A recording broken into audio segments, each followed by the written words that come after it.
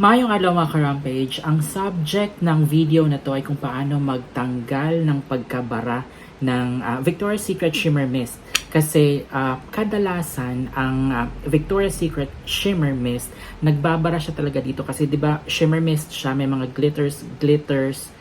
Ayan, so nagbabara siya dun sa butas. And maraming hindi alam paano siya tanggalin kasi hindi na siya nagagamit kapag nagbabara na siya kasi hindi na siya nagmi-mist, hindi na siya nagsispray ng maliliit, kundi nang duduraan na siya. Kumbaga parang direkta na yung tubig, malalaking tubig ang lumalabas dito sa spray niya kasi nagbara na nga yung glitters, no? But before that, ikwento ko lang, konting kwento lang kung saan ko siya nabili at paano ko siya nabili.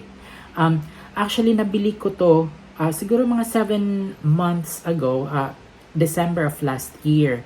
So, kailangan mamili kasi mamimigay and for ourselves na rin kasi parang December yun eh. So, pagdaan namin sa Mall of Asia, hindi ko pa alam na may Victoria's Secret na sa Mall of Asia kasi parang bago pa lang siyang nagbukas. So pagpunta ko ng Mall of Asia, may Victoria's Secret na doon. So sabi ko, may Victoria's Secret, try ko ngang pumasok doon. So pagpasok ko doon sa loob, walang mga presyo pala ang Victoria's Secret. Kasi first time ko makapasok sa Victoria's Secret kasi parang wala naman akong kailangang bilhin doon. Maliban na lang or may mga iilan like etong mga classic scent na mist, or mga body spray at saka yung lotion kasi yun lang talaga ang parang feel ko kailangan ko doon sa Victoria's Secret kasi hindi naman ako pwede sa mga apparels doon. No, so pumasok ko, nagtry akong pumasok doon. So pagpasok ko nga doon, wala siyang mga presyo. So kapag mamimili ka na kung anong gusto mo, may lalapit sa yung attendant or representative ng Victoria's Secret. So pagpasok ko doon, namili mo na ako. Pero nakita ko na yung gondolas na or yung shelf na nandoon yung etong mga mist na to kasama ng mga lotion. Pagpunta ko doon, walang mga presyo. So namili mo na ako. Tapos may lumapit sa akin na representative ng Victoria's Secret. Bading.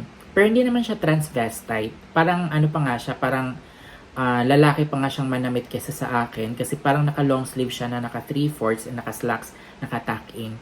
At parang hindi nga yata siya naka-makeup. Ako pa nga naka-makeup that time. Pero, parang mas Barbie siyang kumilos kisa sa akin. Pero ako yung naka-makeup. No? So, pagdating doon, punta niya sa akin, hindi siya nakipag-usap sa akin. Habang namimili ako, nakatingin lang siya sa akin. Pero, yung sa side eye ko, nakita ko na naka-cross leg siya habang nakatayo siya pero naka-cross legs pa. Tapos yung kamay niya, nakaganon siya. Parang ganyan. Nakaganon lang siya sa akin. Nagmamasid lang. So, walang mga presyo at may gusto akong set doon sana, parang perfume and lotion na set. Parang ganun. Di nagtanong ako, how much? Hindi niya muna ako sinagot. Ang ginawa niya, head to foot niya ako. Parang ganyan lang oh. Sa kanya sinabing, 2,800. Ganun pagkasabi niya sa akin. Na-provoke ako. Ang sagot ko sa kanya, so, walang mga presyo, no? So, kailangan ko palang magtanong sa'yo kung may gusto ako. Exit si bakla. Wala siyang sinabi. Tumalikod siya bigla sa akin. Tapos pumunta siya sa counter, sa likod ng cashier, or sa gilid ng cashier. Basta, tumulong siya sa cashier. Siyempre, chika-chika na rin. Or hindi ko alam kung tungkol sa akin yung chinika-chika. Tapos umikot-ikot lang ako doon, tapos pumunta na ako sa shelf na nandoon yung mga mists, mga classic scent na mists at nandoon yung mga lotion. Doon sa shelf na yon, may presyo siya. Parang if I'm not mistaken, or kung hindi ako nagkakamali, nasa 1,499 yata or 1,450 ang kung isang mist, isang bote lang ang bibilhin. Tapos, or isang lotion yata, parang pwede siyang i-mix. Kung isa lang ang bibilhin, 1,499 or parang mga ganun, for 1,490, something like that. Pero kung apat ang bibilhin, 3,500 lang siya. So, bumili ako ng apat. mga classic scent lang to, no? Isang Midnight Bloom na mist, isang Pure Seduction, which is pangalawa sa gusto kong scent. Ang pinaka gusto kong scent, Temptation, kaya nga kalahati na siya. At etong Shimmer Mist, kasi gusto ko matry ang Shimmer Mist na Love Spell. Mga classic scent lang siya, no?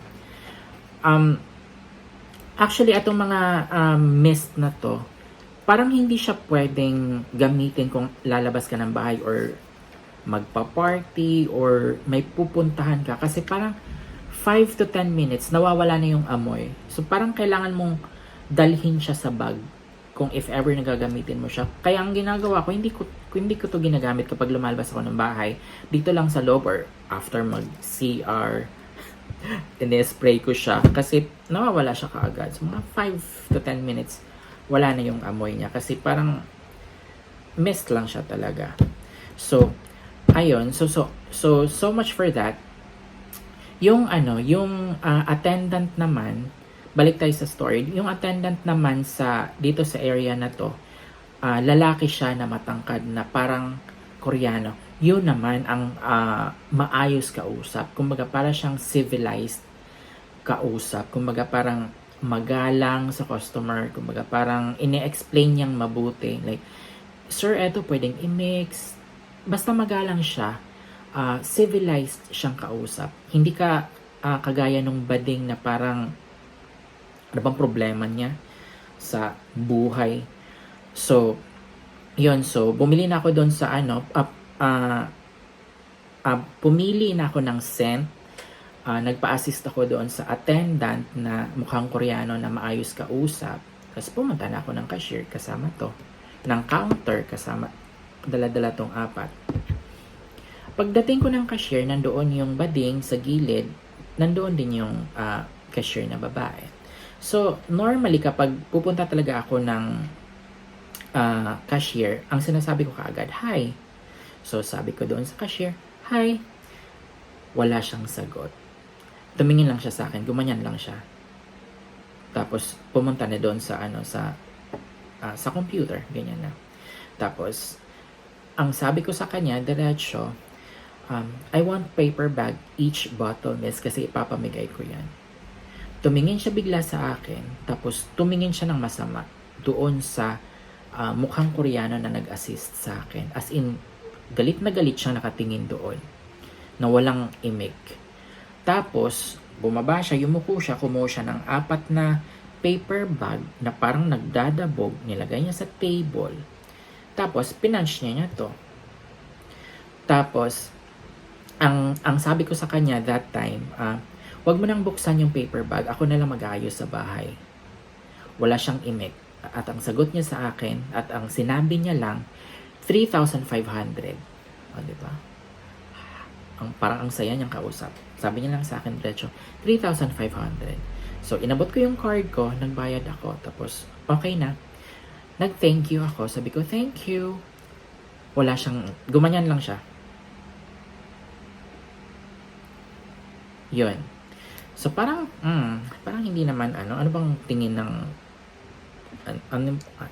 well, ayoko na lang magsalita, no? Pero parang, hindi magandang experience ba ang tawag? Hindi ko nagustuhan yung experience kasi parang nakaka-provoke naman yung bading, tapos ang sungit naman ng cashier. Maliban na lang doon sa attendant na mukhang Koreano na matangkad na civilized kausap, no? But so much for that. Well, siguro it will be my first, it was my first and will be my last time na pupunta doon kasi parang wala naman akong kailangan sa Victoria's Secret maliban dito sa mist na bihira kong gamitin dito lang sa bahay, and sa lotion na gusto ng partner ko kasi gusto niya yung lotion na Temptation yung scent kasi parang hindi siya sticky, so gusto niya yon. So malamang babalik din ako doon para bumili ng lotion na yun, or kapag maubos, pero sa tingin ko matagal pa ito maubos kasi ang dami pa nilang laman kasi dito nga lang sa bahay siya ginagamit. So yun, yung subject nga ng video na to ay kung paano tanggalin yung pagkabara. Nakikita ko sa TikTok na pinoproblema talaga nila kung paano tanggalin yung bara. TikTok and YouTube. No, may mga anong tawag na yan, yung parang ginaguide kung paano tanggalin yung bara, and kadalasan ang ginagawa nila is tinutusok yung butas nito, tinutusok yung butas ng karayom, tinutusok yung butas nito ng karayom para umayos siya, which is hindi, kasi lumalaki yung butas instead na mist yung lalabas. Ayan ano na siya, ayan may parang may bara na siya, yung parang nagsispit siya kagaya niyan spit, kasi may bara siya. So ang ginagawa ko eto, binabrush ko siya. Etong brush na to, hindi to ginamit sa ngipin. Kumbaga, eto yung brush ng mga jewelries ko, kasi gusto ko kapag sinusot ko yung mga jewelries ko, mga ganito, wala siyang fingerprints. At saka yung ganito, gusto ko walang fingerprints.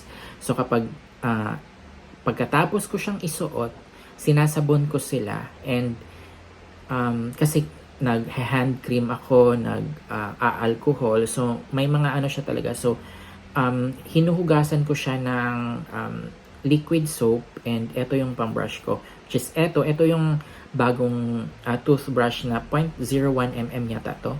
So ito yung ginagamit ko, yung parang matulis yung sa dulo.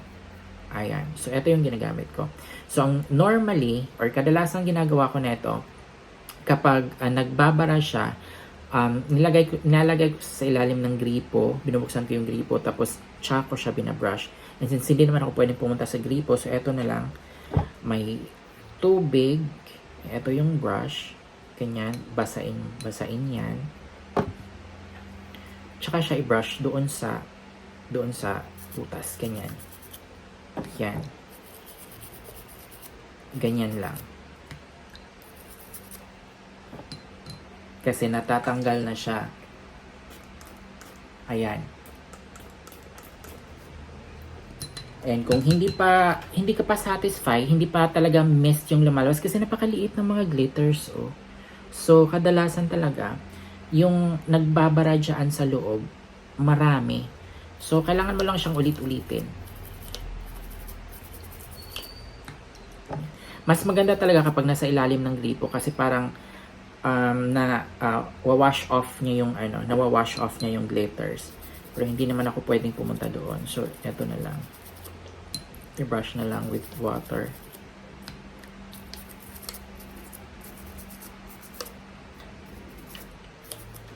Okay. So yan. Ayan. Mist na siya. Maayos na. Ayan. Kita nyo, mist na siya ulit. Ganun lang kasimple. Hindi siya kailangang dudutin ng needle, kasi kapag dudutin siya ng needle, lumalaki yung butas, nasisira yung spray, nasisira yung pagka-mist niya. Lumalaki, mas lalong nagsispit na lang siya, hindi siya nag-mist. So ayan, maayos na siya. Ganun lang. Toothbrush na, I suggest yung 0.01 mm, yung bagong toothbrush ngayon. Tapos basain lang ng tubig and brush. Ayos na. Ayan. Mist na siya. Yun, di ba? Ang glitters. Ang kintab na. Dami ng glitters. So, yun lang guys. Thank you. Ang subject talaga nito yung pagtanggal ng mist. Hindi yung kwento tungkol sa Victoria's Secret Mall of Asia. Ang subject talaga ay pagtanggal ng bara sa Victoria's Secret shimmer mist. Okay, so yan lang guys. Thank you so much. I hope may natutunan kayo dito sa video na to. Thank you so much, and please like and subscribe.